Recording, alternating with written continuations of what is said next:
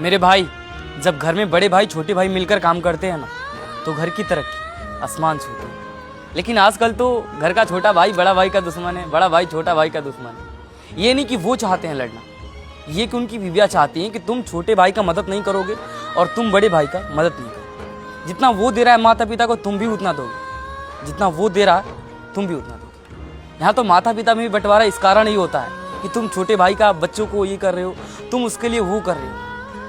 देखो मेरे भाई, घर में तुम समझदार हो, तुम पढ़े लिखे हो, लेकिन तुम्हारी बीवियाँ तुम्हारे माता पिता से अलग कर रही है। तुम्हारा जो भाई है, जो तुम्हारा भाई है, तुम्हारा खून का रिश्ता है, उससे अलग करिए, उससे तुम्हें लड़वा रही है।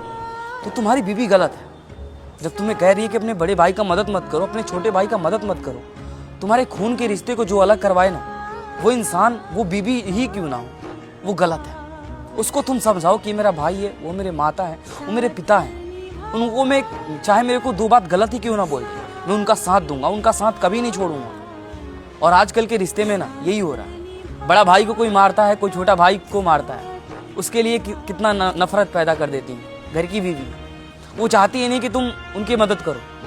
यहाँ तो माता पिता को जितना देते हो ना, उतना ही दो। यहाँ पे माता पिता भी अलग हो जाते हैं। तुम्हारे वो माता पिता है, वो तुम्हारा भाई है, तुम उसका सपोर्ट करो। अगर पत्नी सही है ना, तो मैं नहीं कहता कि उसका सपोर्ट मत करो, जान भी दे दो उसके सपोर्ट के लिए।